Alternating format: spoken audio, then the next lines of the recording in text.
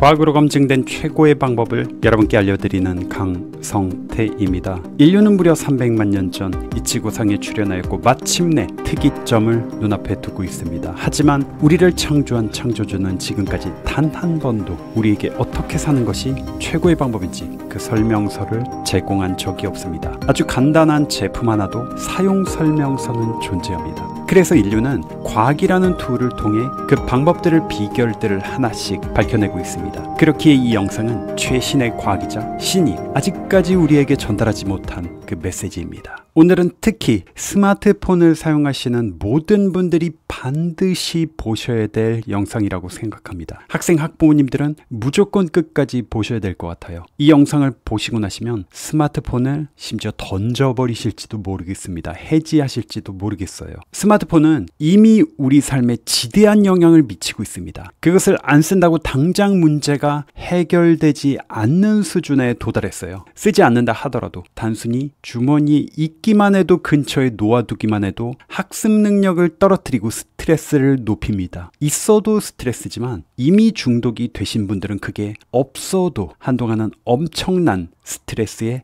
휩싸일 수밖에 없습니다. 또한 폰 중독은 수면을 망치고 있으며 집중력 저하, 우울감을 급격하게 늘림과 동시에 공감 능력을 키울 수 없게 해서 사이코패스를 양성하고 있습니다. 심지어 지적 능력을 저하시키기에 IQ를 떨어뜨리기에 말 그대로 우리 두뇌를 파괴하고 있다. 이런 표현까지 쓸 수 있을 정도입니다. 스마트폰은 갈수록 스마트해지고 있지만 우리는 지금 정반대로 바보가 되어가고 있는 것일 수도 있습니다. 오늘 그에 대한 해결책까지 이야기를 해보도록 할게요. 지난 영상에서는 왜 우리가 중독이 될 수밖에 없는지, 인간인 이상 중독을 피할 수 없는 과학적인 원리를 진화의 과정과 뇌과학을 바탕으로 말씀드렸습니다. 소셜미디어의 충격적인 전략에 대한 이야기까지 말씀을 드렸고요. 소셜미디어 사용 시에 세로토닌 분비에 문제가 생기면서 행복감이 추락하고 마치 무리에서 최약자 혹은 최하층민,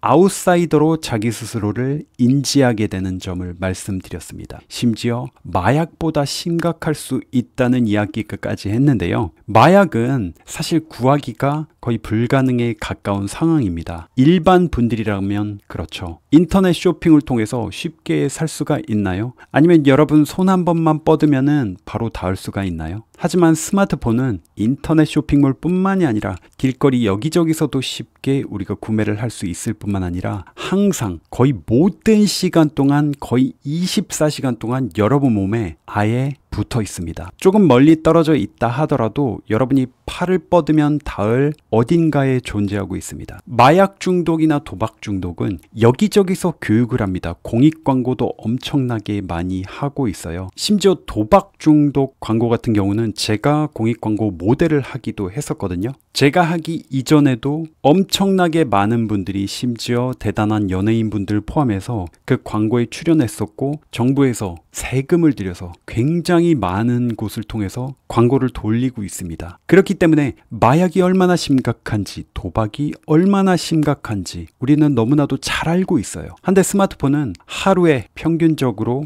2600번을 터치한다고 밝혀졌습니다. 평균적으로 4시간가량을 스마트폰을 사용하는 데 소비를 하고 있고요. 분명히 위험성들이 존재하고 연구를 통해 속속들이 그것들이 밝혀지고 있지만 아직까지도 우리 대부분은 사소하게 생각하고 있습니다. 심지어 선생님, 부모님들조차도 마찬가지인데요. 왜냐하면 많은 사람들이 이미 쓰고 있기도 하고 우리 삶 자체가 스마트폰을 사용하지 않으면 불편한 점이 상당히 많기 때문이죠. 그렇게 사소하게 생각하고 있기 때문에 침투하기가 너무 쉽습니다. 제가 66일 공부법, 특히 습관 강의를 하면서 작은 습관이 오히려 습관으로 만들기 쉽다라고 말씀드린 적이 여러 차례 있었을 거예요. 하지만 스마트폰에 중독되는 그 원리는 도박 중독과 마약 중독과 근본적으로 같습니다. 저 또한 많은 연구들을 접하면서 놀란 점은 연구들이 진행되다가 중간에 중단되기도 했습니다. 꽤나 많은 연구들이 그렇게 도중에 결론을 내리지 못하고 끝나버리기도 했었거든요. 왜냐하면 스마트폰 중독에 대한 연구를 진행하려면은 중독되신 분들이 중단을 할 수 있어야 됩니다. 중단을 했을 때 어떤 반응들이 일어나며 어떤 효과들이 있고 그런 것들을 측정해야 되잖아요. 그런데 실험에 참가하신 분들이 스마트폰을 중단했었어야 되는데 그걸 도저히 참지 못하고 포기자들이 속출했기 때문입니다. 사소하게 집중력을 빼앗아 가는 것 뿐만이 아니라 스마트폰으로 교통사고가 얼마나 많이 일어나고 있고 산업재해가 얼마나 많은지 알면 이것이 한 명 한 명에게 마약만큼 치명적이진 않을지언정 전체적으로 본다면 굉장히 많은 것들을 파괴하고 있다는 것을 우리는 깨닫게 될지도 모르겠습니다. 먼 미래가 됐을 때 우리의 후손들은 우리가 영유아기 갓난 아이들에게까지도 폰을 사용하게 해준 것을 보고 깜짝 놀랄지도 모르겠습니다. 원래 담배조차도 수십 년 전까지만 해도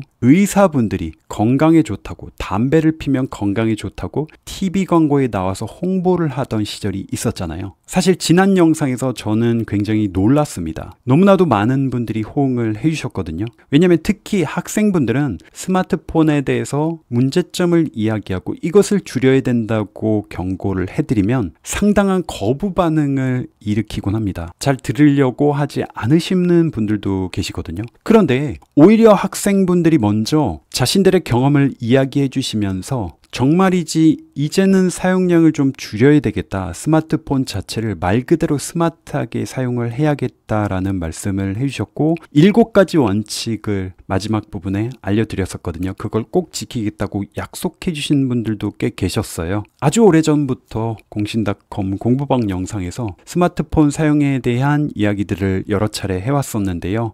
효과가 점점 생기는 것 같아서 저는 정말 기뻤습니다. 자, 오늘도 제가 실제 학생들에게 멘토링 하면서 느꼈던 점 뿐만이 아니라 제가 알고 있는 연구 결과 또한 인스타브레인이라는 책에 담겨있는 실험 결과들을 바탕으로 같이 말씀을 드려보도록 하겠습니다. 흔히 우리는 이렇게 생각을 합니다. 스마트폰 중독이 문제다 하면은 스마트폰을 무음으로 바꾸거나 주머니에 넣어두기만 해도 괜찮다고 생각할지 모르겠어요. 하지만 문제가 그렇게 쉽게 해결되는 것은 아닙니다. 이미 스마트폰은 우리 주위를 완벽하게 지배하고 있습니다. 이것은 단순히 주머니에 넣는 것만으로는 절대 멈춰지지 않는다는 거예요. 실제 실험에서 대학생 500명을 대상으로 기억력과 집중력 테스트를 냈습니다. 일부 학생들은 실험실 바깥에 휴대전화를 두게 했어요. 그리고 나머지 학생들은 무음으로 바꿔서 주머니에 넣어두도록 했습니다. 똑같이 스마트폰은 사용하지 않았거든요. 결과가 어땠을까요? 실험실 바깥에 폰을 놓아둔 학생들의 성적이 훨씬 더 좋았습니다. 사람들은 그냥 휴대폰을 가지고 있는 것만으로도 내가 지니고 있는 것만으로도 집중력을 떨어뜨립니다. 폰이 꺼져 있으면 될 문제 아니냐? 전혀 그렇지 않다는 말씀이에요. 이것은 단 하나의 실험에서만 밝혀진 것이 아닙니다. 너무나도 많은 연구들이 같은 결과를 이야기하고 있습니다. 800명에게 컴퓨터를 통해서 집중력이 필요한 활동을 하게 했어요. 마찬가지로 완전히 다른 방에 폰을 두고 오신 분들이 무음으로 바꿔서 혹은 폰을 아예 꺼서 주머니에 넣고 계신 분들보다 성과가 훨씬 더 좋았습니다. 이 연구 보고서의 제목이 이 제목을 여러분 직접 더 이해가 잘 되기 위해서 영어로 먼저 말씀을 드려볼게요. brain drain이라는 표현을 썼습니다. 두뇌가 유출되고 있다는 뜻이에요. 그러면서 The mere presence of one's own smartphone reduces available cognitive capacity. 그러니까 두뇌 유출이 단순히 스마트폰의 존재를 인식하는 것만으로도 유효 인지 능력이 떨어졌다는 겁니다. 연구 결과를 다 보지 않으셔도 제목만 봐도 어떤 내용인지 이해가 될 정도예요. 또한 일본에서 진행된 연구 결과는 실험에 참여하신 분들은 디스플레이에 글자들이 뜨게 되거든요. 그 글자들 중에서 숨겨진 것들을 빨리 찾아야 되는, 그러니까 굉장히 집중력이 필요한 문제들을 풀어야만 됐었죠. 참가자 분들 중에 절반 정도는 그 디스플레이 옆에 자기 것이 아닌 스마트폰을 놓아두었어요. 그리고 이것을 집어들어서는 안 되는 규칙이 있었습니다. 나머지 절반의 참가자 분들은 책상 위에 노트를 올려두었습니다. 결과가 어떻게 됐을까요? 여러분이 예상하신 대로 폰이 그냥 그 자리에 있는 것만으로도 실험에 참여하신 분들의 집중력을 빼앗아 갔습니다. 그 폰이 심지어 내 폰이 아니었는데도 말이죠. 왜 이런 일이 발생하게 될까요? 폰을 주머니에 단순히 넣어두고만 있다 하더라도 우리의 뇌는 무의식적으로 우리가 의식하지 않아도 이 폰의 역할 혹은 매력을 인지하고 있습니다. 이것을 무시하려면은 소위 정신적 대역폭을 굉장히 많이 사용할 수밖에 없습니다. 즉 신경을 거기에 쓸 수밖에 없다는 거죠. 예를 들어 볼게요. 만약 학생 여러분들이 시험을 치고 있습니다. 굉장히 중요한 수능 시험을 치르고 있다고 예를 들어 볼게요. 그런데 옆에서 남자친구가 혹은 여자친구가 혹은 선생님이 감독관님이 문제 푸는 과정 하나하나를 지켜보고 있어요. 빤히 내 옆자리에 우두커니 서서요. 이러면 신경이 쓰일 수밖에 없죠. 정신적인 대역폭이 거기에 사용이 되고 있는 것입니다. 그렇기에 학생 여러분들이 공부하고 있는 그 상황에서 간혹 이런 분들 계시거든요. 학부모님이나 선생님 분들께서 지켜보시면서 문제를 풀라고 하세요. 그리고 못 풀면 혼내실 때도 있습니다. 한데 그것은 능력이 안 되는 게 아니라 거기 서 계시기 때문에 못 푸는 것일 수도 있습니다. 왜냐하면 온전히 그 문제에 결코 집중할 수가 없기 때문이죠. 지난 영상을 보신 분들은 이해가 바로 되실 거예요. 우리 뇌에서 어떤 일을 해야 될지, 어떤 일의 동기를 발현시키고 어떤 일을 하고 싶다는 의욕을 일으키는 바로 그 호르몬이 도파민입니다. 그런데 이 도파민은 무엇이 중요하고 어디에 우리가 좀 더 초점을 맞춰야 되는지 하나하나 결정을 해준다고 보셔도 무방한데요. 그런데 폰이 어떻습니까? 하루에도 수백, 수천 번씩 우리의 도파민을 분비하게 합니다. 그렇기 때문에 이젠 거의 본능적으로 폰이 울리지 않는다 하더라도 그냥 근처에 있다는 그 사실만으로도 우리는 거기에 관심을 보이고 신경을 쓸 수밖에 없다는 거예요. 아니 그냥 무시하면 되잖아. 예를 들어 공부하는 학생이라고 한다면, 아니면 일을 하고 있는 직장인이라고 한다면 그거 신경 쓰지 않고 하고 있는 일에 집중하면 되지. 그게 뭐 대수냐 라고 생각하실 수도 있지만, 우리가 무언가 방해를 할 수 있는, 방해를 하고 있지 않는다 하더라도 그런 존재를 무시하는 것은 뇌가 상당히 많은 힘을 써야 하는 굉장히 적극적인 행동입니다. 이건 너무나도 자명한 일이에요. 지금 당장 공부를 하거나 업무에 집중을 해야 되는 상황입니다. 그런데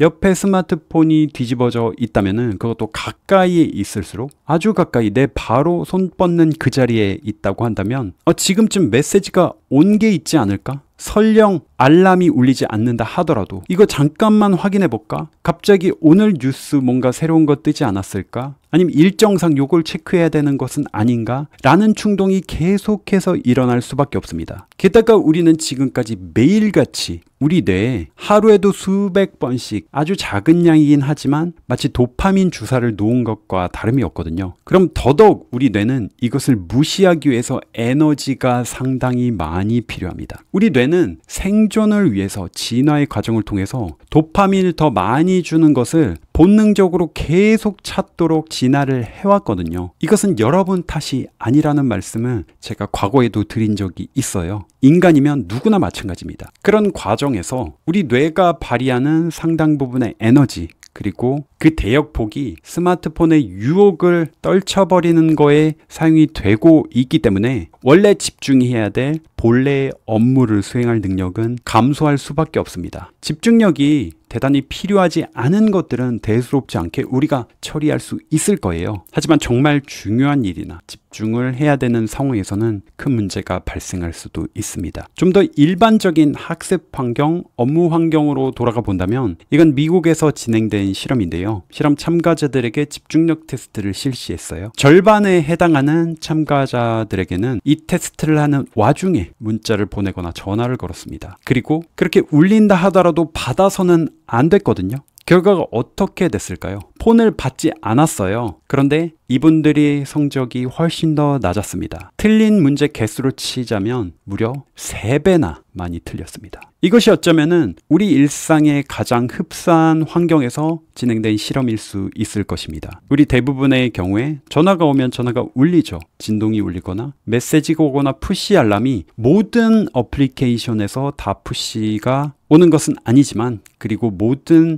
그 푸시가 소리를 내거나 진동을 나타내는 것은 아니지만, 그것을 설령 무시하고 계속해서 집중한다 하더라도 여러분의 성적은 계속해서 떨어지고 있고 여러분의 업무 성과는 계속해서 추락하고 있는 것입니다. 조금 더 충격적인 실험 결과를 말씀드려 볼게요. 이번에는 실험에 참가하신 분들이 워드 문서를 컴퓨터로 읽었습니다. 그때 특정 단어들에 하이퍼링크가 걸려 있었어요. 하이퍼링크라는 것은 그 단어를 눌렀을 때 다른 웹페이지로 넘어가거나 다른 문서로 넘어가거나 그런 링크를 뜻하죠. 나머지 실험 참가자분들은 똑같은 문서인데 하이퍼링크가 연결된 단어들이 없었습니다. 여러분, 이게 별 차이 있을까 싶거든요. 왜냐하면 하이퍼링크가 존재하는 문서를 읽은 분들은 그 하이퍼링크를 클릭하지 않도록 했거든요. 그렇기 때문에 다른 문서나 웹페이지로 이동하지도 않았습니다. 말 그대로 똑같은 문서를 읽은 거예요. 방해받지도 않았다는 거죠. 근데 실험 결과는 어땠냐? 하이퍼링크에 연결된 단어들이 존재했던 그 문서를 읽으신 분들은 같은 내용임에도 불구하고 문서 내용을 잘 기억하지 못했습니다. 링크가 없던 문서를 읽으셨던 분들보다 성적이 낮았다고요. 왜 이런 일이 발생하냐? 우리가 생각하는 것보다 뇌는 더 많은 일들을 하고 있습니다. 단순히 문서에 링크 될 수 있는 그 단어가 뜨기만 해도 이걸 클릭해야 되나 말아야 되나 이걸 계속해서 생각할 수밖에 없었다는 거죠. 우리 두뇌가 거기에 그만큼 힘을 쏟아야 되고 그렇기 때문에 집중력과 작업 기억을 갉아먹게 됐던 것입니다. 단순히 링크, 하이퍼링크가 걸린 단어들만 해도 이렇게 우리 뇌의 능력을 빼앗아 가고 있는데 스마트폰은 얼마나 더 심각한 문제를 불러오겠습니까? 아마 여러분들 중에는 이렇게 생각하시는 분들 또한 계실 거예요. 이렇게 스마트폰을 많이 사용한다 하더라도 계속해서 집중력 훈련을 시켜주고 스마트 디바이스들을 계속해서 사용하게 되면은 나중에는 결국 잘 적응하고 이겨내고 그런 환경에서도 집중을 잘 할 수도 있는 것 아니냐라고 생각하실지 모르겠어요. 물론 우리 인류는 진화를 통해서 계속해서 발전해왔고 이 지구를 정복하는 존재에 이르게 되었습니다. 그렇기 때문에 수만 년, 수십만 년, 수백만 년을 통해서 그런 식으로 적응을 해서 진화를 할 수도 있겠죠. 하지만 그 진화는 그렇게 빠른 속도로 일어나지 않습니다. 결코 빠른 속도로 일어나지 않아요. 제가 진화의 과정을 수많은 단백질 변이를 통해서 일어난다는 설명을 아주 쉽게 말씀드린 적이 있었어요. 제가 쉽게 말씀드리긴 했지만 그 과정은 결코 쉬운 과정이 아닙니다. 그리고 이것은 단순히 예를 들면 우리가 운동을 통해서 계속해서 무거운 역기를 들거나 아니면 달리기를 열심히 하면 근육이 단단해지고 더 잘 견딜 수 있게 해주고 하는 것과는 완전히 다른 문제입니다. 오히려 집중력을 방해하는 요소가 계속 많아질수록 집중력이 높아지는 게 아니라 우리 뇌는 더욱더 주의가 산만해지고 취약해진다는 거예요. 게다가 이것은 집중력만의 문제가 아닙니다. 선생님과 함께 해야 되는 수업 시간이나 아니면 중요한 미팅을 하거나 이러한 사회생활에도 엄청난 영향을 미치고 있어요. 이번 연구에서는 실험에 참여하신 분들에게 낯선 사람을 만나서 10분 동안 상대방이 원하는 것이 무엇인지에 대해서 이야기를 나누도록 했습니다. 각자 의자에 앉아서 가운데는 테이블을 두고 앉았거든요. 실험 참가자 한 그룹에게는 탁자에 폰을 놓아두도록 했어요. 다른 분들에게는 폰이 아예 보이지 않도록 했습니다. 자, 그리고 나서 이 대화가 얼마나 흥미로웠는지 이야기하게 했습니다. 스마트폰이 그냥 단순히 탁자 위에 있었던 사람들은 대화가 덜 흥미로웠다고 대답하였고 똑같은 상황이었는데도요. 심지어 대화를 나눈 그 상대가 별로 신뢰가 가지 않고 서로 감정이 교류되지도 않았다고 설명을 했습니다. 한 번 더 말씀드리면 이 폰을 만지거나 전화를 하거나 문자 메시지 답장을 하거나 소셜미디어를 본 게 아닙니다. 그냥 존재하고만 있었는데 눈앞에 그냥 있기만 했는데도 이런 일이 발생했어요. 이것 또한 도파민을 아주 간단하게만이라도 생각해 보시면 여러분 이해가 되실 것입니다. 매일같이 수백 수천 번의 작지만 도파민 보상을 제공하는 그런 존재가 근처에 있다면, 특히 눈에 보인다고 한다면 우리 뇌는 자연스럽게 본능적으로 그것에 신경을 쓰기 마련입니다. 그리고 그것을 사용하지 않는다고 하더라도 그런 충동에 맞서다 보면은 집중력은 깨어질 수밖에 없는 것이죠. 당연히 대화에 온전히 집중하지 못하게 되는 것입니다. 이것은 여러분이 잘 알고 있는 친구와 같이 있는 시간도 마찬가지예요. 친구와 저녁 식사를 하고 있는 그런 상황에서 실험이 또한 진행이 됐거든요. 절반의 참가자들에게는 식사 시간 동안 문자가 올 거니까 폰을 가지고 있으라고 했고, 나머지 절반에게는 폰을 가지고 있지 않도록 했습니다. 폰을 가지고 있던 사람들은 저녁 식사 시간이 덜 유익하다고 평가를 내렸어요. 여러분이 만약에 지금 누군가 대화를 하고 있습니다. 그게 이성 간의 대화일 수도 있고, 좋아하는 사람, 사랑하는 사람 간의 대화일 수도 있고, 아니면 직장 상사와 대화일 수도 있고, 아주 중요한 사람과의 미팅일 수도 있습니다. 비즈니스상의 계약 관계를 결정해야 되는 미팅일 수도 있고요. 그 상황에서 여러분이 폰을 보이는 곳에 잠시 테이블에 올려놓기만 해도 여러분은 그 즉시 따분한 사람이 되는 것입니다. 왜냐하면 완전히 동일한 상황에서 단순히 폰이 눈에 보이는 것만으로도 이 대화 시간, 그리고 대화를 나눈 사람 자체가 흥미롭지가 않고 신뢰하지 않게 된다는 것이 이미 연구를 통해 입증이 됐거든요. 그리고 실제로 이런 환경에서 휴대전화가 있는 상태에서 저녁 식사를 해보잖아요. 관찰을 할 경우 전체 식사 시간의 10% 이상을 폰을 보는데 사용했습니다. 여러분이 친구를 만나면 식사 주문을 하고 그 음식을 먹고 잠시 화장실을 다녀오고 필요한 게 있으면 서빙을 하고 등등등의 시간으로 채워질 텐데, 그 중에 10% 정도를 사용했다는 것은 결코 적은 시간이 아닐 거예요. 여기에서 조금 더 진화에 관련된, 또한 과학에 관련된 이야기를 말씀드려 보겠습니다. 여러분, 우리 신체에서 가장 많은 에너지를 사용하는 기관이 어디일까요? 아마 많은 분들이 이미 잘 알고 계실 텐데요. 바로 우리의 두뇌입니다. 일반적인 성인의 뇌는 우리 신체 전체 에너지의 무려 20%를 사용합니다. 많은 경우 우리는 근육 활동을 통해서 굉장히 무거운 물건을 들거나 달리거나 이동을 먼 거리까지 하거나 하기 때문에 근육에서 상당히 많은 부분을 사용할 거라고 생각하지만 그렇지 않습니다. 바로 두뇌예요. 게다가 청소년들 10대의 경우에 대략 30% 정도, 전체 에너지의 30% 정도를 두뇌를 활동시키는 데 사용하고 있습니다. 신생아는 어떨까요? 신생아는 신체에 있는 전체 에너지의 무려 50%가 두뇌에서 사용되고 절반이 거기에 사용되고 있다고. 그런데 과거로 돌아가서 원시시대, 석기시대로 돌아간다면 지금과는 상황이 많이 다릅니다. 지금은 우리가 원하는 만큼 먹을 수 있고 엄청난 칼로리를 채울 수가 있죠. 하지만 과거에는 그러지 못했다는 거예요. 그 당시에 우리의 신체는 에너지 소모를 줄일 수 있는 것은 최대한 줄여야지만 생존에 조금 더 유리할 수가 있었습니다. 두뇌도 마찬가지예요. 최소한 두뇌에서 사용되는 그 에너지를 줄일 수 있다면 사냥을 하거나 위협에서 도망치거나 내 짝을 찾으려고 사용되는 에너지에 조금이라도 더 쓸 수가 있었겠죠. 그런데 우리 두뇌에서 사용되는 에너지 중에 상당수가 우리가 경험하고 학습했던 것을 기억으로 저장하는 데 사용이 되고 있습니다. 우리 뇌는 우리가 원하지 않는다 하더라도 두뇌에서 사용된 에너지를 최대한 줄이려고 하는 습성이 있습니다. 왜냐하면 진화를 통해서 그것이 생존 확률을 훨씬 더 높여주었기 때문이죠. 자, 이러한 과학적인 사실을 바탕으로 이 실험을 이해해 보시면 좋을 것 같아요. 이 실험에서는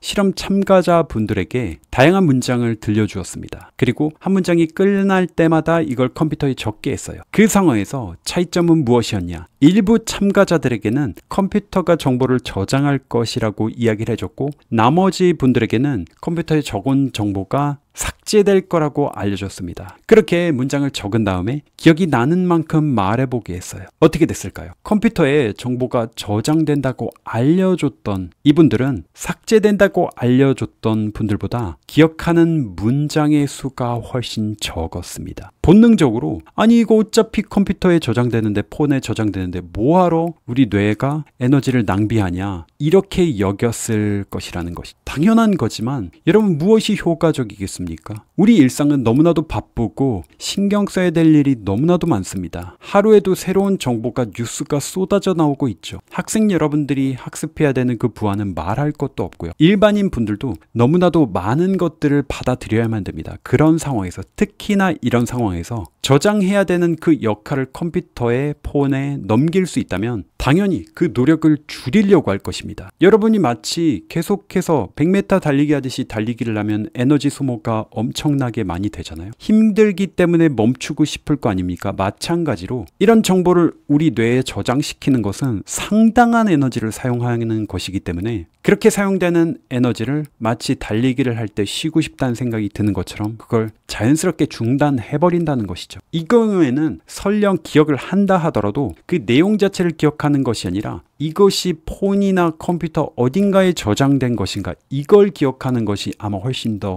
효과적인 방법이 될 거예요. 이런 현상을 디지털 기억 상실증이라고 표현하기도 하고 심지어 구글 효과라고 부르기도 합니다. 왜냐하면 너무나도 많은 분들이 구글에 정보를 검색하잖아요. 검색하면 나오기 때문에 굳이 그것을 머릿속에 저장하지 않는다는 거죠. 그럴 필요가 없기 때문에, 그럴 필요가 없다면 우리는 그 기능을 그냥 없애버린다는 겁니다. 그래서 점차 마치 기억 상실증에 걸리는 것처럼 기억력이 계속해서 줄어든다는 거예요. 이것이 앞서 말씀드린 실험, 즉 문장을 얼마나 기억하는지 뿐만이 아니라 다른 실험에서는 미술관에서 예술 작품을 관찰하게 했어요. 한 그룹의 참가자들에게는 사진을 찍도록 지시를 했고요. 다른 그룹에게는 그냥 보라고만 했습니다. 그리고 다음날 참가자분들에게 예술품 사진들을 쫙 보여주고 미술관에서, 그러니까 어제 본 미술관이죠, 거기서 봤던 사진들을 찾게 했습니다. 거기서 봤던 미술 작품들을 찾게 했다는 거예요. 결과가 어땠을까요? 사진을 찍지 않고 그냥 보신 분들이 예술 작품을 더 잘 기억했습니다. 심지어 제가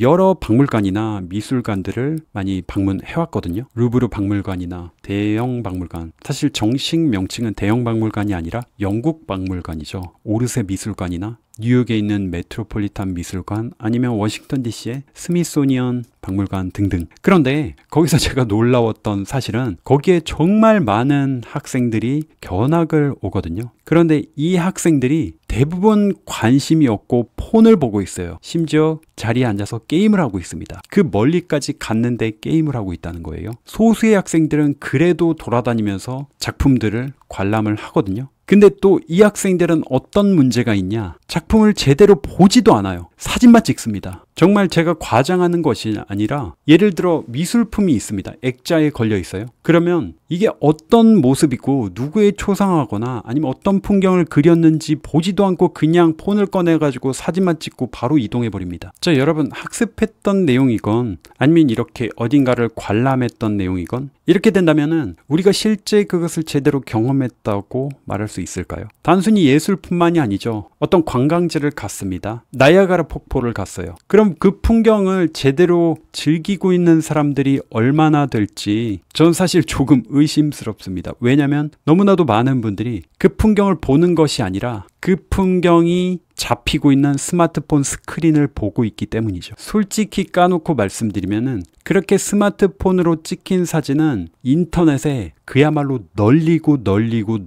널렸습니다. 제가 사진을 찍을 필요가 없다, 그런 좋은 추억을 남기지 말라, 이런 뜻이 아닙니다. 추억 자체가 되고 기억에 남는 것조차도 여러분이 사진을 찍으려고 하는 것보다 그 순간을 온전히 음미했을 때 가능하다는 뜻이에요. 이런 식으로 어떤 세상을 보든 스마트폰으로 사진만 찍는다고 한다면 정말 이것이 우리의 진정한 삶이라고 볼 수 있을까요? 그런 곳에 직접 가지 않고 그냥 침대에 누워서 스마트폰으로 나이아가라 폭포 사진 검색해보고 박물관에 있는 작품들 사진 검색해보고 이거랑 크게 다를 것도 없을지도 모르겠습니다. 어떤 분들은 이렇게 생각하실 수도 있어요. 어차피 모든 것을 우리는 다 기억할 필요가 없고 이제는 시대가 바뀌었기 때문에, 검색만 하면 다 나오는 시대가 되었기 때문에 굳이 머릿속에 담아둘 필요가 없다. 학생 여러분들에게도 국어, 영어, 사회, 수학 이 과목들을 공부를 하면서 외울 필요 없다. 이젠 시대가 바뀌었다 라고 주장하시는 교육 전문가분들도 있을 정도입니다. 그런데 여러분, 분명한 사실은 모든 지식을 이렇게 구글로, 폰으로, 컴퓨터로 대체할 수는 없습니다. 물론 간단한 친구들의 전화번호 정도라면 괜찮을 수 있겠죠. 하지만 우리는 세상을 살아가면서 비판적인 질문을 던질 수 있어야 되고, 어떤 정보가 가치가 있는지 없는지를 평가하기 위해서라도 그런 지식이 우리 머릿속에 담겨 있어야 됩니다. 그뿐만이 아니라 우리가 정보를 기억하는 그 과정은 단순히 컴퓨터처럼 컴퓨터 안에 램에 있는 메모리를 하드디스크로 옮기는 그런 과정이 아닙니다. 단기 기억에서 장기 기억으로 넘어가는 그 과정을 흔히 메모리에 잠깐 저장됐다가 하드디스크로 넘어가는 것으로 빗대어 표현을 많이 하거든요. 왜냐하면 램에 저장되는 거는 컴퓨터를 끄게 되면 그냥 날아가는 것이고, 하드디스크는 계속해서 저장이 되기 때문이에요. 비유는 이렇게 할 수 있지만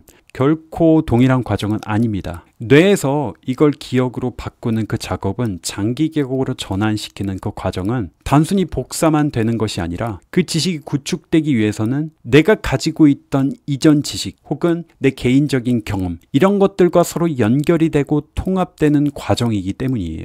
지식이라는 거는 여러분들도 잘 알고 계시겠지만 그냥 있는 사실을 줄줄 외워서 읊을 수 있는 것은 아닙니다. 가장 현명한 사람이 가장 많은 내용, 세세한 디테일한 내용까지 잘 기억하고 있는 사람이 아닌 것과 동일한 것이죠. 그런 식으로 따지면 세계 기억력 1위를 하신 분이 이 전 세상에서 가장 많은 존경을 받는 지식인이라고 받아들여질 것입니다. 그렇지 않잖아요. 무언가를 깊이 있게 우리가 배우려고 한다면 당연히 어느 정도 시간과 집중이 필요하고 사색이 필요합니다. 생각할 수 있는 시간이 필요해요. 하지만 그것은 더더욱 힘들어지고 있습니다. 계속해서 알람이 울리고 계속해서 소셜미디어에는 새로운 것들이 올라오고 우리는 지금 우리가 접하는 정보마저도 제대로 소화하고 있지 못하는 것이 사실입니다. 여기에 덧붙여서 여러분들에게 흥미로운 실험 하나를 더 알려드리도록 할게요. 미국에서 학생들에게 테드 강연을 듣게 했습니다. 일부 학생들에게는 펜으로 그 내용을 종이에 써가면서 정리를 하게 했어요. 나머지 학생들은 컴퓨터를 활용해서 정리하라고 했습니다. 결과가 어떻게 됐을까요? 종이에 펜으로 손을 들어서 적은 분들이 강연 내용을 더 잘 이해했습니다. 이 연구 결과 제목 또한 상당히 흥미로웠는데요. 그 제목이 어떻게 되냐면 더 잘 이해되게 영어로 먼저 말씀드릴게요. The pen is mightier than the keyboard. Advantages of longhand over laptop note-taking. 즉, 펜은 키보드보다 강하다. 노트북보다 손으로 필기하는 것의 이점. 이것이 연구 보고서의 제목이었습니다. 원래 펜은 칼보다 강하다라는 그런 명언이 있잖아요. 근데 펜은 키보드보다 강하다는 의미입니다. 왜 이런 일이 발생한 것일까요?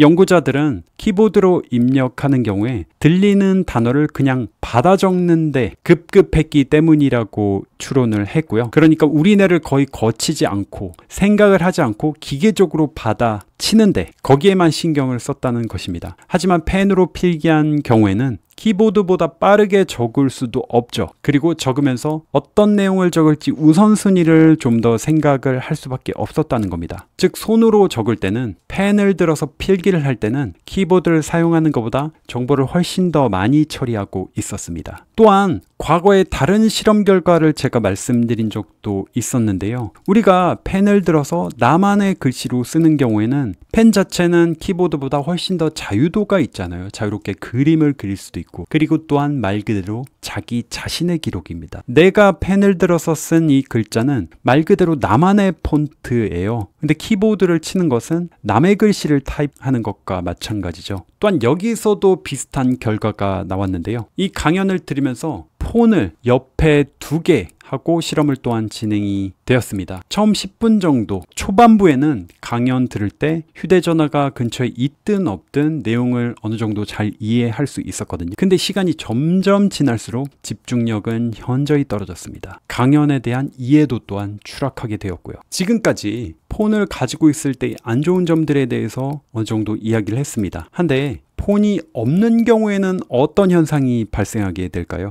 여러분 생각을 한번 해보세요. 갑자기 폰이 어디 있는지 내 주머니에도 없고 어디 있는지 찾질 못하고 있어요. 우리 어떻게 되나요? 굉장한 불안감에 휩싸입니다. 거의 삶이 끝난 것처럼 느껴질 때도 있죠. 그러다가 폰을 찾으면 정말 안도의 한숨을 내쉽니다. 저도 그랬던 적이 상당히 많거든요. 스마트폰 자체가 고가의 기기이기도 하지만 더 중요한 것은 거기에 말 그대로 내 두뇌의 일부가 담겨 있는 거나 마찬가지거든요. 내가 찍었던 중요한 사진들, 내가 기록했던 것들, 영상들 다 거기 들었잖아요. 심지어 내 개인정보도 거기 들어있기 때문일 텐데요. 자, 이번 실험에서는 휴대폰을 반납하는 실험을 하게 됐어요. 그리고 나서 신체에 어떤 반응이 일어나는지를 측정했습니다. 반납하고 딱 10분 만에 스트레스 호르몬이죠. 코르티솔 수치가 급증했습니다. 특히 스마트폰을 자주 사용하는 사람들에게서 이 현상이 굉장히 크게 나타났거든요. 가끔 사용하시는 분들은 그렇게 코르티솔 수치가 높아지지 않았어요. 한마디로 우리는 스마트폰이 눈에 보이고 근처에 있을 때도 부정적인 영향을 받지만 이게 갑자기 없어지는 그 순간이 왔을 때도 스트레스를 상당히 많이 받게 됩니다. 아마 학부모님들은 너무나도 잘 알고 계실 거라고 생각돼요. 자녀분들에게 스마트폰을 없애거나 사용을 못하게 했을 때 자녀분들이 보여주는 그 반응은 사실 너무나도 충격적일 거예요. 소리를 지른다거나 지금까지 한 번도 보지 못했던 짜증을 부린다거나 그런 일들이 발생할 수 있죠. 왜냐하면 실제 실험을 통해 밝혀졌잖아요. 그 학생이, 그 자녀분이 나쁜 것이 아니라 인간이면 누구나 이렇게 스트레스 수치가 올라갈 수밖에 없기 때문입니다. 어느 정도 중독이 된 상태라면요. 좀 더 스트레스 차원에서 이 폰에 대한 이야기를 하자면 20대 인구 4,000명 정도를 대상으로 사용 습관을 조사를 했어요. 1년 동안 이분들을 추적 관찰했습니다. 당연한 결과지만 폰을 빈번하게 사용하신 분들이 스트레스를 훨씬 많이 받았고 심지어 우울증 증세도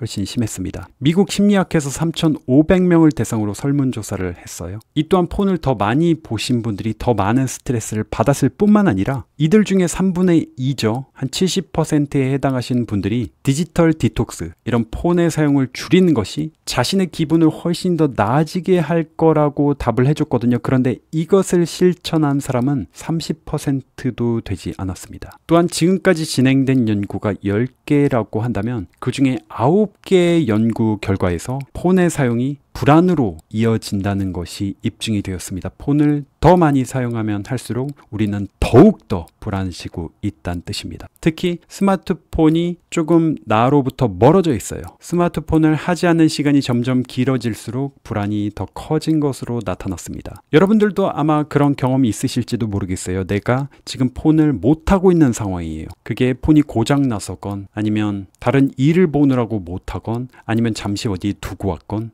그랬을 때 나한테 어떤 연락이 왔는데 놓치고 있는 것은 아닌가, 내 폰에 무슨 일이 벌어지고 있는 것은 아닌가 등등등의 불안감이 올라갈 수밖에 없잖아요. 자, 이제 제가 공부법을 이야기하건 행복에 관한 이야기를 하건 여러분의 업무 성과에 대한 이야기를 하건 가장 중요하게 여기는 것과 폰의 관계를 조금 말씀드려 보도록 하겠습니다. 바로 수면에 대한 이야기를 할 것입니다. 아마 공신닷컴에서 제 강의를 보신 분들은 너무나도 잘 알고 계실 거예요. 제가 얼마나 이 수면을 강조해서 말씀드리는지, 특히 학습에 있어서는, 공부법에 있어서는 이 수면보다 더 중요한 것은 거의 없을 정도입니다. 지금 스마트폰에 대한 이야기를 하고 있잖아요. 스마트폰을 예로 한번 들어보도록 하겠습니다. 우리가 굉장히 잘 활용하고 있는 이 스마트폰, 여러분 이걸 쓰려면 무엇부터 해야 되죠? 당연히 충전부터 해야 됩니다. 수면은 우리가 말 그대로 충전하는 그런 시간이에요. 충전을 하지 않으면 성능이 떨어지거나 아예 작동이 되지 않습니다. 우리의 두뇌든 우리의 신체든. 그런데 우리는 점점 더 수면의 질이 떨어지고 있고 수면 시간 또한 떨어지고 있습니다. 거의 모든 국가에서 수면 문제를 호소하는 분들이 그야말로 기하급수적으로 증가했습니다. 예를 들어 스웨덴 같은 경우에는 불면증을 호소하는 청소년의 수는 2000년이 들어서기 직전에 비해서 무려 800%가 늘어났습니다.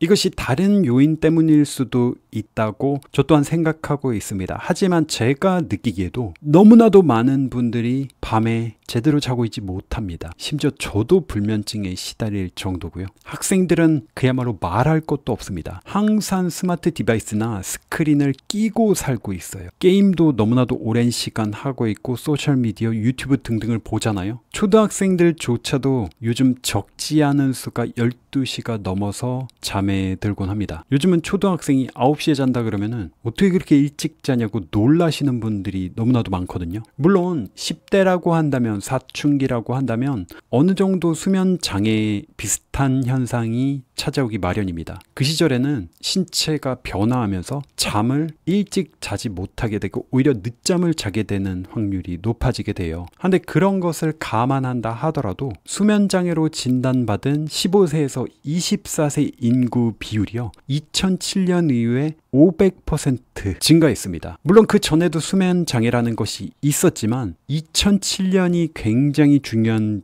기점이거든요. 그리고 또 하나의 기점이 있는데 그것은 바로 2011년입니다. 그 시점에 또한 폭발적으로 증가하게 됐어요. 수면 장애와 비슷한 패턴으로 우울증 혹은 우울감을 호소하신 분들의 인구 비율 동안 비슷한 추이를 그리게 되었습니다. 여러분, 2011년도에 어떤 일이 있었는지 알고 계시나요? 아마 많은 분들이 이미 알고 계십니다. 바로 스마트폰이죠. 그 당시에 스마트폰은 일부 사람들이 사용하고 있던 굉장히 비싼 전자제품에서 그야말로 모든 사람들 손에 쥐어지게 되는 필수품으로 자리매김하게 됐습니다. 정확하게 그 시점부터 미국 청소년들은 더 외로워졌고 더 잠을 못 자기 시작했습니다. 친구도 덜 만나고 데이트도 덜하고 신체 활동도 현저히 줄어들었어요. 그 해에만 아이폰이 1억 2천만 대가 팔려 나갔거든요. 2011년 한 해 동안 판매된 아이폰 수가 2007년부터 2011년 동안 판매된 것과 거의 비슷합니다. 거의 5년 정도 시간 동안 판매된 것만큼 한 해 팔린 것이니까 폭발적으로 보급되기 시작한 것이죠. 우리가 이렇게 생각할 수도 있습니다. 이것은 스마트폰 때문이 아니라 다른 요인들도 많지 않았냐. 불경기가 계속되고 특히 취업이 잘 안 되고 하기 때문에 스트레스를 더 많이 받고. 그런데 실제 연구 결과는요.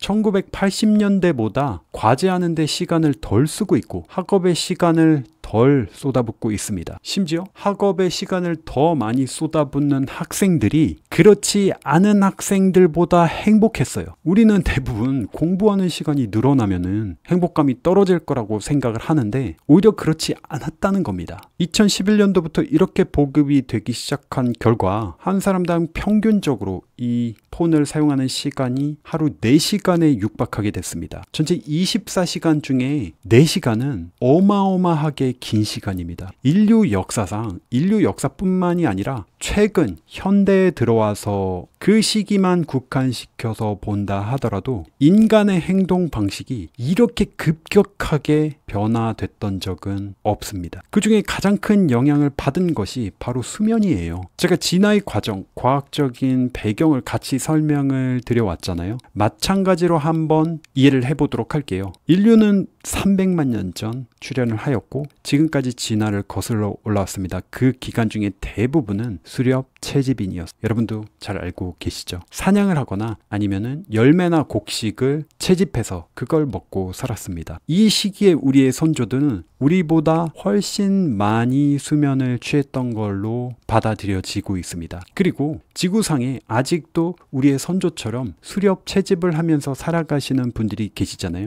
여러분, 이분들의 비율은 어느 정도 될까요? 즉, 비율이라고 하는 것은 수면 문제를 가지고 계신 인구의 비율이 어느 정도 될까요? 쉽게 말하면 우리같이 스마트폰을 사용하지 않거나 도시 생활을 하지 않는 분들의 불면증 비율, 잠이 잘 들지 않는다거나 중간중간 자꾸 깬다거나, 이 비율은 많이 잡아도 1%에서 2% 정도입니다. 한데 선진국일수록 이 비율이 높아지고요. 일반적으로 산업화된 이런 국가들에서는 전체 인구의 무려 30%가 수면 장애로 고통받고 있습니다. 1% 대 30%, 이것은 엄청나게 큰 차이입니다.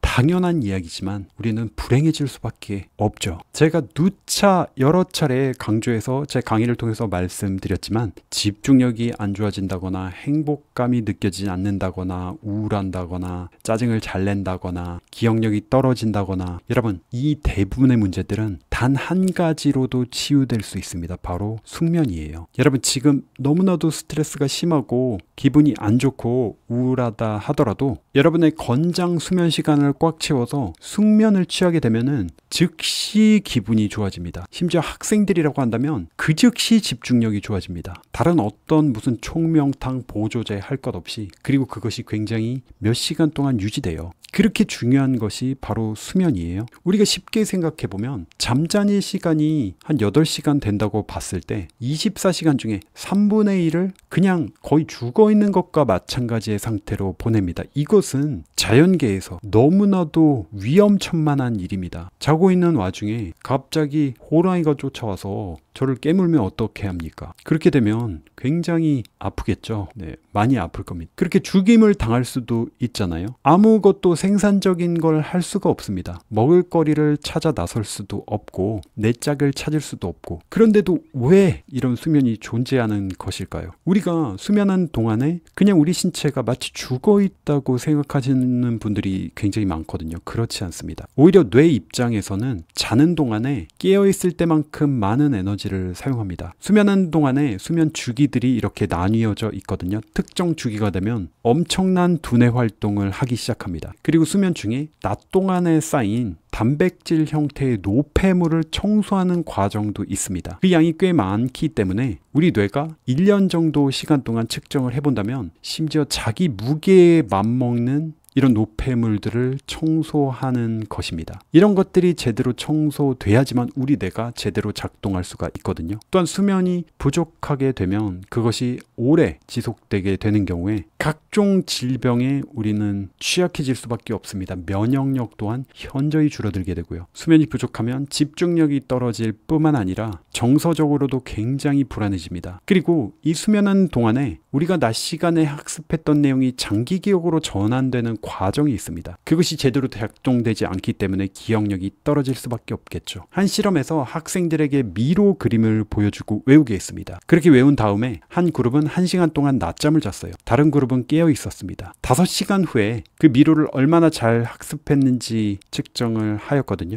잠시 수면을 취했던 그 사람들이 깨어있는 사람보다 기억을 훨씬 더 잘했습니다. 깨어있었던 분들은 미로를 기억하는데 5시간이나 시간적인 여유가 있었던 거잖아요. 우리가 무언가를 숙달하거나 학습을 제대로 하려고 한다면 당연히 많은 연습이 필요하지만 연습만 많이 해가지고는 절대 이룩할 수가 없습니다. 잠 안 자고 연습만 한다? 그 사람, 그 학생은 결코 원하는 결과를 얻을 수 없습니다. 연습과 더불어서 충분한 수면이 같이 존재해야 되는 것이죠. 학생들이 점점 더 잠을 적게 자고 있습니다. 이건 명백한 사실이고요. 그와 더불어 문해력, 독해력, 집중력 등등이 같이 낮아지고 있다는 사실을 우리는 반드시 기억해야만 될 것입니다. 근데 우리가 수면에 들어가는, 숙면을 취하게 되는 그 과정은 사실 컴퓨터처럼 그냥 오프 스위치를 누르면 바로 꺼지는 것이 아닙니다. 단계별로 점차 수면의 깊은 단계에 도달하게 되거든요. 그럴 수밖에 없는 것이 갑자기 스위치 꺼지듯이 정신을 잃거나 의식을 상실하게 되면은 그 와중에 우리 주변의 위험 요소, 호랑이가 찾아오거나 늑대가 깨물거나 아니면 벌레가 다가온다거나 하는 것에 공격을 당할 수가 있잖아요. 그렇기 때문에 이것이 안전한지 우리가 잠에 빠져드는 그 과정에서도 그 위험성을 어느 정도 염두에 두는 것입니다. 그래서 점차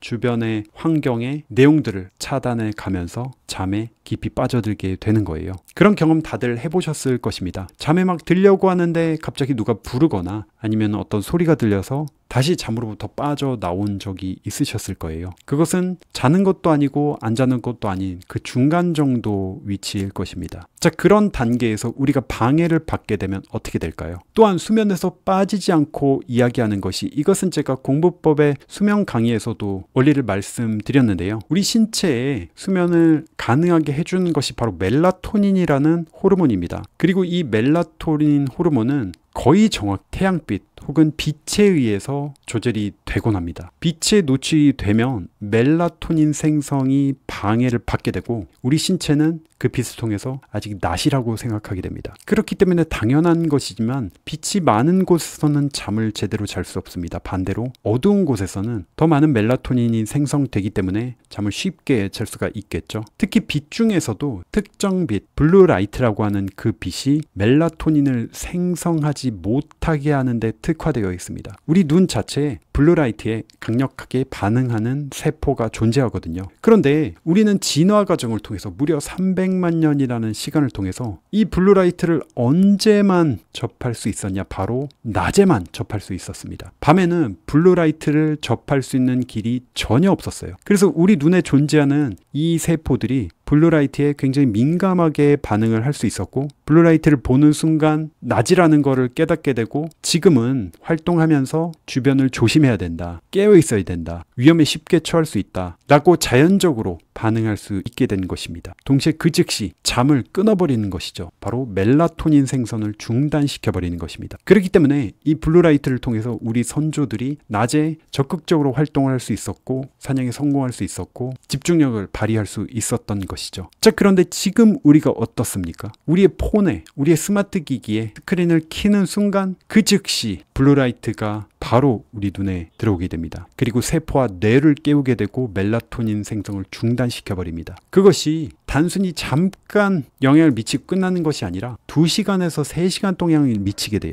블루라이트가 여러분의 생체 시계를 2~3시간을 돌려버리는 겁니다. 이것을 제가 어떻게 빗대어 설명드릴 수 있느냐? 말씀드렸다시피 인류가 블루라이트를 쬐을 수 있으려면 완전히 낮이 되어야 됐었거든요. 그렇기 때문에 한밤중에 이 블루라이트를 우리 눈에 비추는 그 순간 우리는 마치 순간이동을 한 것처럼 지구 반대편, 지금 우리가 있는 곳은 밤이지만 갑자기 지구 반대편 어딘가 한낮인 곳으로 우리 신체가 갑작스럽게 옮겨지는 것과 다름이 없습니다. 엄청난 신체 부하가 걸리는 것이죠. 예를 들면은 지금 한국에서 새벽 3시에 폰을 켜서 블루라이트를 접했다 하면 우리 신체는 그 즉시 지구 반대편이 어딘가요? 칠레, 남미 쪽 어딘가로 갑자기 옮겨진 것과 같은 신체에 상당히 부정적인 영향을 받게 되는 것입니다. 그게 끝이 아니에요. 단순히 스크린을 켜는 것만으로도 그렇고 그 폰을 하면서 우리가 굉장히 흥분 상태에 돌입하게 됩니다. 영화를 보든 아니면 소셜미디어를 보건 우리가 찾는 그 재밌는 것들은 다들 우리의 감정을 바꿔주기 때문이죠. 즉 여기서 끝이 아닙니다. 폰을 사용하지 않는다 하더라도 주무시면서 폰을 사용하지 않는다 하더라도 자는 그 공간에 폰이 있는 것만으로도 수면에 방해를 받게 됩니다. 2,000명에서 3,000명 정도의 중학생을 대상으로 연구를 했어요. 옆에 폰이 있는 학생들, 그렇지 않은 학생보다 21분 덜 잤습니다. 만약 그게 하루하루 쌓이게 된다면 수면 시간이 현저히 줄어들게 되고 낮 시간 동안 집중력이 떨어지겠죠. 다른 연구에서는 폰을 옆에 두자 수면 시간이 1시간 정도 줄어들었습니다. 동시에 스트레스는 올라가요. 왜냐하면 이 블루라이트가 멜라토닌에만 영향을 주는 것이 아니라 코르티솔 생성에도 영향을 줍니다. 심지어 공복 호르몬인 그렐린의 분비도 촉진시켜요. 그렐린은 여러분이 뭔가를 먹고 싶은 식욕을 왕성하게 만들어주는 호르몬입니다. 그리고 신체의 지방을 더 비축하게 만들어주는 호르몬이에요. 그렇기 때문에 여러분이 밤늦게 폰을 하는 그 순간 폰을 하지 않았을 때에 비교해서 야식을 먹고 싶은 욕구가 현저히 올라가게 되어 있습니다. 이 블루라이트에 대한 민감도는 사람마다 다를 수가 있거든요. 하지만 적든 크든 모두에게 영향을 미칩니다. 여러 연구에서 추천해드리는 것은 여러분이 잠자는 그 상황에서 스마트폰을 꼭 써야 된다고 한다면 그 밝기를 현저히 낮추고 눈에서 30cm 이상 떨어진 곳에서 보라고 조언을 합니다. 당연한 이야기지만 블루라이트를 차단하는 그 기능을 써야 되겠고요. 더 나아가서는 말씀드렸던 것처럼 스마트폰 자체를 흑백 모드로 바꾸는 것 또한 좋습니다. 한데 이것이 지켜지는 것이 문제는 쉽지가 않습니다. 왜냐면 그걸 흑백으로 사용하기 시작하면은 당연히 다채로운 색깔을 보고 싶어요. 여러분 걸그룹 영상을 봅니다. 근데 그게 흑백이면은 그 느낌이 생생하지가 않거든요. 굉장히 답답한 느낌이 듭니다. 또한 그 밝기를 다시 밝히고 흑백 모드를 끄는 것은 너무나도 간단하기 때문에 많은 분들이 이렇게 마음을 먹어도 유혹에 쉽게 넘어가는 편이긴 하죠. 하지만 최소한 잠자기 전 1시간만이라도 여러분 제가 간절히 부탁드리겠습니다. 여러분의 건강과 여러분의 학업과 여러분의 성공을 위해서 잠들기 1시간 전만이라도 폰을 아예 하지 않거나 흑백 모드를 꼭 유지해 주시길 부탁드리겠습니다. 지금까지 폰이, 우리가 매일같이 사용하는 폰이 우리의 학습 능력을 떨어뜨리거나 인지 능력을 떨어뜨리고 수면을 파괴한다는 그런 연구 결과들을 말씀드렸습니다. 이번에는 우리의 우울감 그리고 조금 더 나아가서 우리의 정신적인 문제에 어떻게 영향을 미치는지 보도록 할게요. 충격적인 사실이지만 폰의 사용이 늘어가면서 우리가 소위 말하는 사이코패스 그 정도 심각한 증세를 가지진 않더라도 정신적인 문제 또한 같이 늘어나고 있거든요. 이 설명을 드리기 위해서는 거울신경세포에 대한 이야기를 조금 말씀드려 보도록 하겠습니다. 이게 최초 원숭이들 실험을 통해서 밝혀진 거거든요. 근데 동일한 세포가 인간에게도 존재하고 있습니다. 바로 거울신경세포. 이것은 다른 사람을 모방을 하게끔 만들어줘요. 그래서 학습을 도와줍니다. 우리가 갓 태어난 아이에게 어떤 행동을 보여주면 그 신생아가 똑같이 따라합니다. 이 또한 거울신경세포 때문이거든요. 이것이 뇌 여러 부위에 존재하고 있어요. 이렇게 학습을 도와줄 뿐만 아니라 다른 사람이 느끼는 감정을 이해하는 데도 도움을 줍니다. 우리가 예를 들어 사고가 나서 지금 부상을 당해서 피를 흘리고 있거나 이런 사진을 보면은 그 사람이 우리 스스로는 그 사람이 아니죠. 근데 그 사람이 느끼는 고통을 어느 정도 같이 느낀다는 것이 이미 연구를 통해 밝혀졌어요. 이 거울신경세포가 다른 사람을 따라하고 모방을 통해서 학습하는 데도 영향을 미치지만 다른 사람처럼 직접 행동을 하거나 그래서 사고를 당하지 않는다 하더라도 그 사람의 느끼는 그 감정을 똑같이 마치 모방하듯이 느낄 수 있게 해주는 그런 역할을 합니다. 그렇기 때문에 다른 사람이 느끼는 기쁨이나 슬픔이나 불안이나 공포를 공감할 수 있게 해주는 거예요. 즉 우리가 다른 사람을 공감해주는 것은 우리에게 타고난 본능이란 뜻입니다. 이 때문에 우리가 누군가를 만나거나 어떤 행동을 하더라도 우리 뇌는 계속해서 다른 사람이 어떻게 느끼는 것인지를 자동적으로 생각하게 되어 있어요. 심지어 제가 이렇게 여러분들에게 이야기를 하는 이 순간에도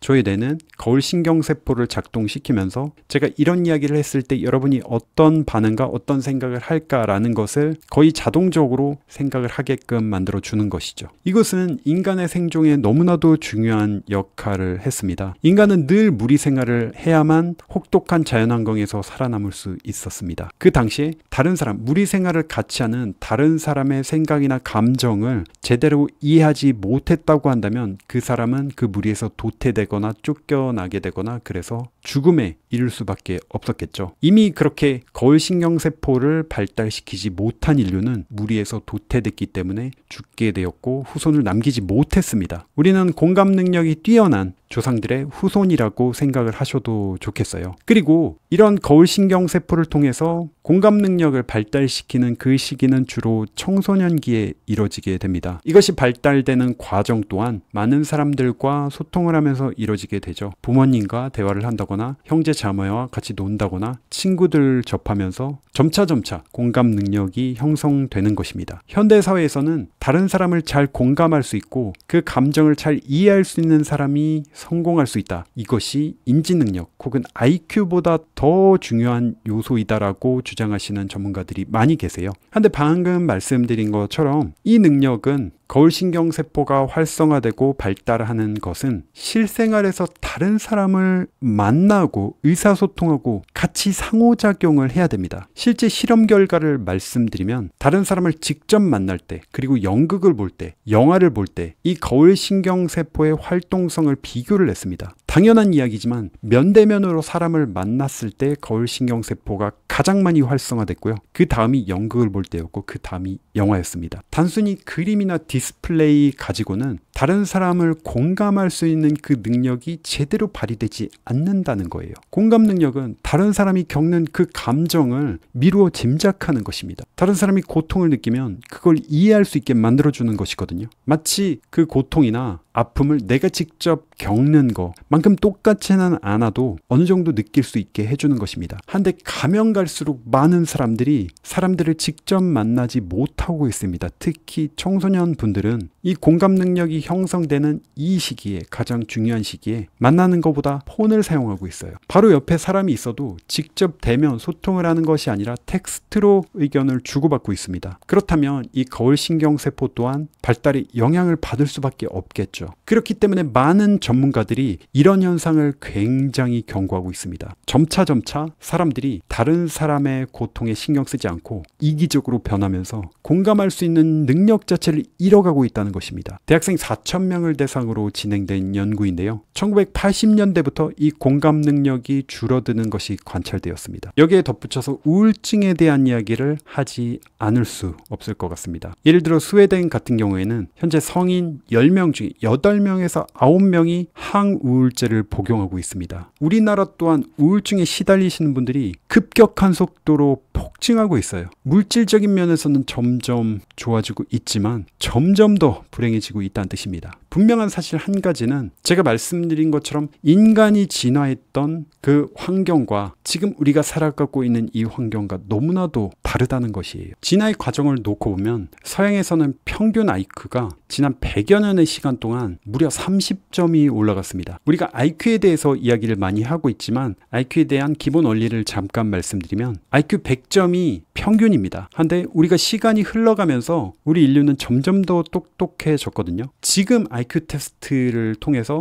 100점을 받으려면 100년 전 기준으로는 130점 정도가 돼야 됐어요. 마찬가지로 100여 년 전에 100점을 받아서 평균 점수라고 했던 그런 분들은 지금 만약에 현재 테스트를 치른다고 한다면 70점 정도가 나옵니다. 물론 그렇다고 100여 년 전 우리 조상들이 우리보다 멍청했던 것은 아닙니다. 우리가 지금 현재 수학 문제를 좀 더 잘 풀거나 영어 시험을 잘 보거나 할 수 있지만 현실에서 생존할 수 있는 것 또한 굉장히 능력이거든요. 집을 짓거나 고장난 걸 고치거나 농사를 잘 짓거나 등등등 이런 부분에서는 우리보다 더 뛰어난 부분이 있었죠. 우리 IQ가 올라간 원인 중에 하나는 그 테스트 자체가 수학적인 논리적인 또한 추상적인 사고를 측정하는 것에 포커스가 맞춰져 있기 때문입니다. 이렇게 시간이 갈수록 IQ가 올라가는 현상을 플린 효과라고 합니다. 뉴질랜드의 제임스 플린 교수의 이름을 딴 것인데요. 그런데 1990년대 이후부터 이 플린 교수가 새롭게 발견한 것이 있습니다. 매년 IQ 상승폭이 줄어들거나 평균 IQ가 떨어지는 국가들이 발견된 거예요. 그 떨어지는 점수가 매년 0.2점 정도였습니다. 그런데 여러분 이것이 계속 누적되게 된다면 세대가 지나면 지날수록 우리 후손들은 우리보다 낮은 IQ를 기록하게 될 것입니다. 그런데 이것은 너무나도 명백하게 우리가 사용하고 있는 폰의 영향을 받고 있습니다. 여러분 퀴즈 하나 드리도록 할게요. 우리 뇌는 나이가 들어서도 발달을 할까요? 안 할까요? 원래는 우리 뇌는 성인이 되고 나서 지적 능력이 떨어지기만 하고 더 발달하지 못한다고 대부분의 사람들이 전문가조차도 믿고 있었습니다. 하지만 실제 뇌과학에서 그게 사실이 아닌 것을 밝혀냈죠. 대표적으로 런던의 택시 기사분들입니다. 런던에서 택시 기사가 되려면 엄청난 능력을 가지고 있어야 됩니다. 런던이 세계 최대 도시 중에 하나잖아요. 그 도시에 2,000개 이상의 길거리와 5,000개 이상의 장소를 기억해야 됩니다. 그리고 그 도로가 런던 자체가 오래된 도시이다 보니까 완전히 깔끔하게 설계되어 있지도 않아요. 이 택시 기사가 되려면 원래 엄청난 공부를 해야 됐습니다. 많은 사람들이 수년을 준비해도 여기서 떨어집니다. 이 택시 면허 시험 이름 자체가 뭐냐면 The Knowledge, 지식입니다. 테스트 이름 자체가 지식이에요. 그래서 연구자들이 이 정도 학습이라고 한다면 뇌 변화도 측정할 수 있을 것이라고 생각을 하고 이 택시 기사분들을 관찰을 했거든요. 실제로 이 시험을 준비하고 계신 택시 기사분들과 일반인 분들을 비교해 봤더니 이 학습을 하신 분들의 뇌 기억 저장소, 즉 해마에 해당하는 뇌의 특정 부분이 훨씬 커진 것을 발견하게 됐습니다. 이 부분이 공간 지각 능력이나 기억에 영향을 미치는 부분이거든요. 공부를 통해서 해마가 실제로 부피가 커졌어요. 이걸 통해서 입증된 것이 바로 신경 가소성이라고 하는 것입니다. 우리 신경세포 혹은 뇌세포가 가소성, 바뀔 수 있다는 거예요. 그런데 이분들의 해마가 커진 것은 어떻게 이런 게 됐을까요? 만약에 우리가 GPS 없이 내비게이션 없이 운전을 해야만 했다면 그것들을 기억을 할 수밖에 없을 것입니다. 어느 루트가 좋을지 떠올려야 되고 그것을 사고해야만 되겠죠. 해마뿐만 아니라 두뇌의 각 영역들이 활성화될 수밖에 없을 것입니다. 뿐만 아니라 어느 교차로에서 어떤 곳을 갈지 선택을 해야 되기 때문에 결정을 담당하는 뇌 부분들도 같이 활성화가 될 수밖에 없겠죠. 앞서 말씀드린 것처럼 우리 뇌는 생존을 위해서라도 사용되는 에너지를 절약해야만 했습니다. 그렇게 진화가 됐어요. 우리가 폰을 사용하면서 내비게이션을 사용하면서 공간을 신경을 안 써도 됩니다. 여기서 바로바로 얘기해주는 대로 방향을 틀면 돼요.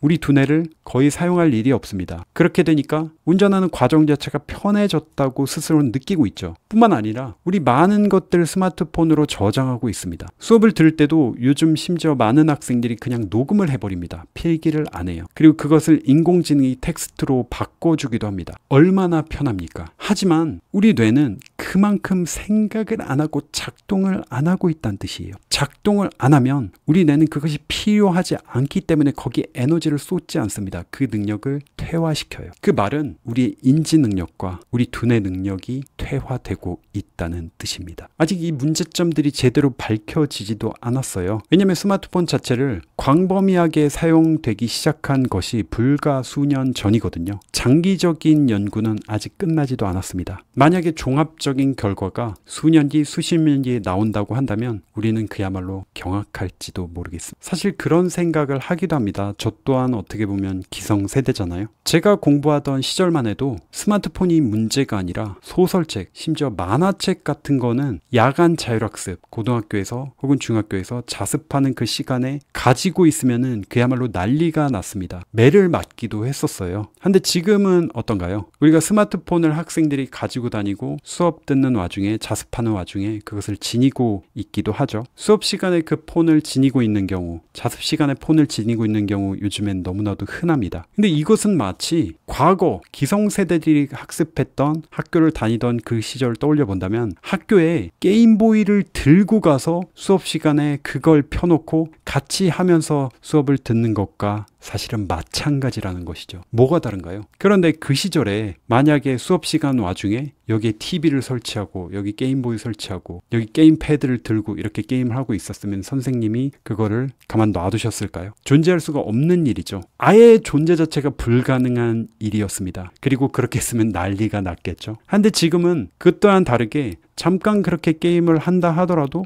대수롭지 않게 넘어가고 학생 여러분들 스스로도 별거 아니라고 생각합니다. 잔소리 조금 듣고 넘어가는 정도죠. 근데 과거에는 아예 있을 수조차 없는 일이었다는 것을 우린 인지할 필요가 있습니다. 자, 그러면 우리가 어떻게 시도를 해볼 수 있을까요? 이것 또한 실험을 하나 말씀드려 볼게요. 학생들을 두 그룹으로 나눴습니다. 한 그룹은 소셜미디어 계속 사용하게 했고요. 다른 그룹은 소셜미디어를 한 번에 최대 10분, 하루 최대 30분만 사용하게 했습니다. 3주가 지났어요. 이렇게 하루에 30분만 사용한 학생들은 우울증 증상 당연히 개선되었고 고독감도 줄어들었습니다. 자, 이 연구 결과가 무엇을 이야기하고 있나요? 우리가 우울한 사람이니까 SNS, 소셜미디어를 더 많이 사용한다고 추측해 볼 수도 있지만 이 연구 결과를 받아들인다면 SNS 자체가 우리를 우울하게 만들 수 있다는 증거이기도 합니다. 근데 놀랄 만한 사실은 이분들이 우울증이나 고독감이 개선된 이분들이 SNS를 완전히 끄는 것도 아니었어요. 사용 시간을 제한한 그것만으로도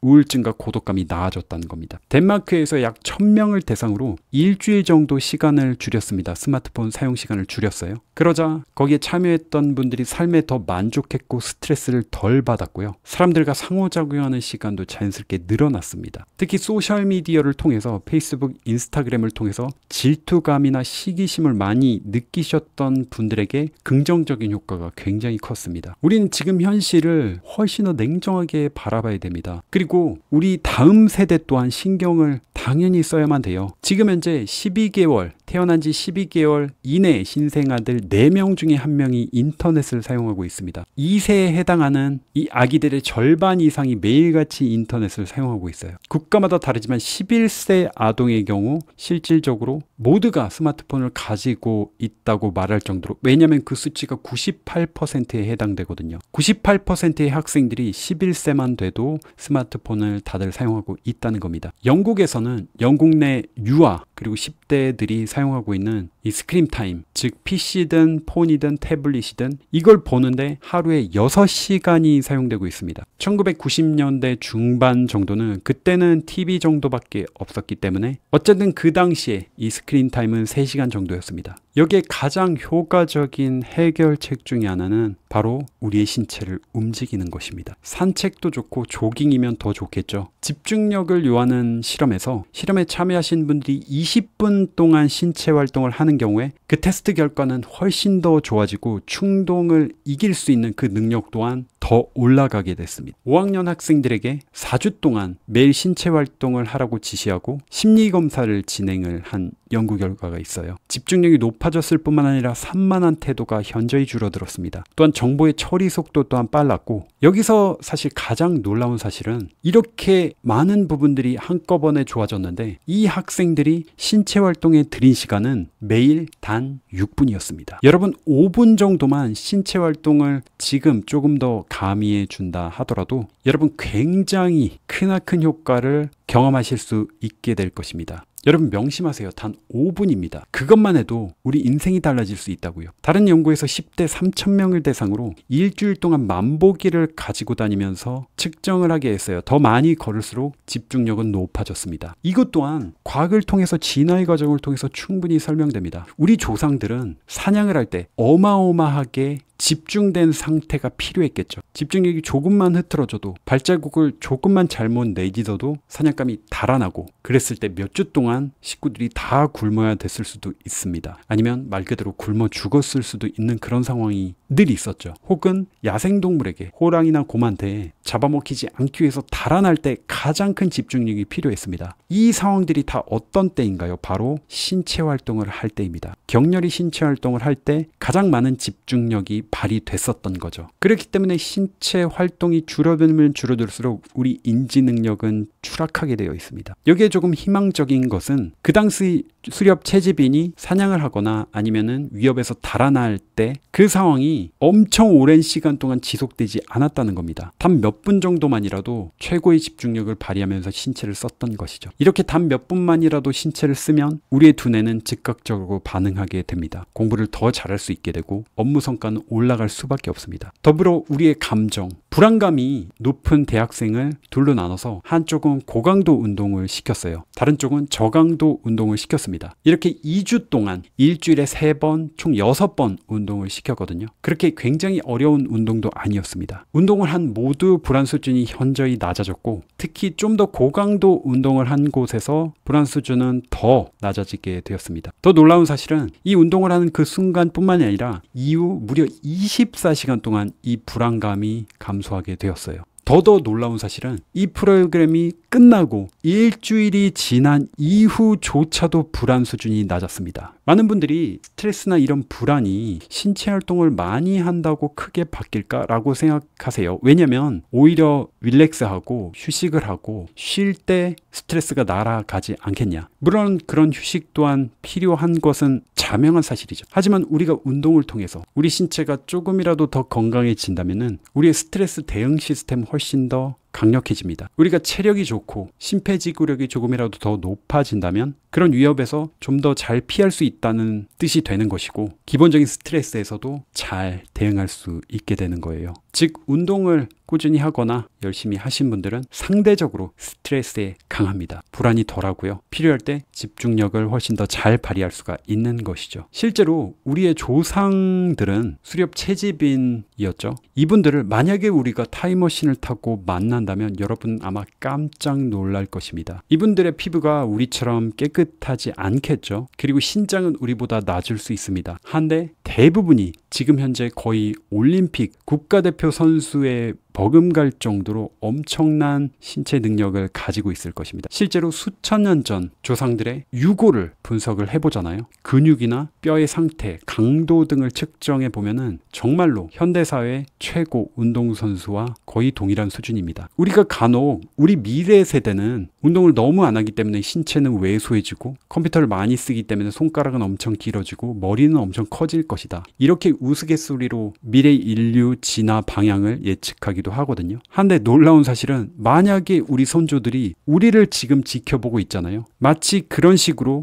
머리는 커지고 신체 능력은 줄어드는 그런 방식으로 이미 진화가 이루어졌다고 생각할지도 모르겠습니다. 그만큼 우리의 신체 능력이 떨어져 있거든요. 그렇기 때문에 이 영상을 보신 모든 분들이 내일부터라도 단 5분만이라도 아주 간단한 운동이라도 시작해 보시기를 저는 추천드립니다. 그리고 이전 영상에서 말씀드린 스마트폰을 조금 더 스마트하게 사용할 수 있는 7가지 원칙 또한 여러분들이 꼭 실천해 보시길 제가 간절히 부탁드리겠습니다. 실험을 통해 밝혀진 것처럼 여러분 작은 것만 바뀌어도 그 효과를 여러분 분명히 느끼실 수 있을 것입니다. 자, 오늘은 스마트폰이 가지고 있는 문제, 특히 우리 두뇌 활동에 관련해서 또한 우리 감정에 관련해서 미치는 영향에 대해서 알아보았습니다. 도움이 되셨다면 여러분의 가족, 형제, 사랑하는 사람, 부모님, 친구들에게 공유해 주시기를 간절히 부탁드립니다. 여러분이 공유하는 그 순간 우리 인간은 사회적 동물이기 때문에 성공할 확률이 월등히 높아지게 됩니다. 기억에도 훨씬 더 오래 남을 것이고요. 그리고 느낀 점과 여러분 삶에 어떻게 적응할지 생각하신 부분이 있다면 꼭 코멘트 해 주시길 부탁드릴게요. 이것 또한 실천 확률이 훨씬 더 높아지기 때문입니다. 무엇보다 저는 여러분의 댓글을 기다리고 있거든요. 거의 빠짐없이 모두 읽고 있습니다. 그걸 통해서 많이 배우고 있고 다른 많은 구독자분들도 그걸 통해 배우고 있거든요. 오늘 정말 많은 실험 결과를 말씀드렸어요. 모두가 과학을 통해서 실험을 통해서 검증된 내용들입니다. 즉 수많은 과학자들의 열정과 헌신입니다. 그 노력들을 여러분들에게 감히 저 같은 사람이 전달할 수 있어서 너무나도 큰 영광이었습니다. 우리가 신을 믿진 않더라도 세상이 돌아가는 절대적인 원리는 존재할 것입니다. 매일 태양은 뜨고 지고 있고요. 별의 움직임 또한 어떤 원리를 통해서 돌아가고 있고 인체 신비까지 이 모든 것들을 돌아가게 하는 그런 원리를 우리는 신이라고 표현하기도 합니다. 우리는 과학을 통해 이러한 원리들을 하나씩 밝혀내고 있습니다. 그렇기에 저는 신의 뜻을 여러분에게 전한다는 마음으로 영상을 제작하고 있어요. 제 영혼과 제 신체가 다하는 날까지 여러분들 위해 최선을 다하겠습니다. 여러분 사랑합니다.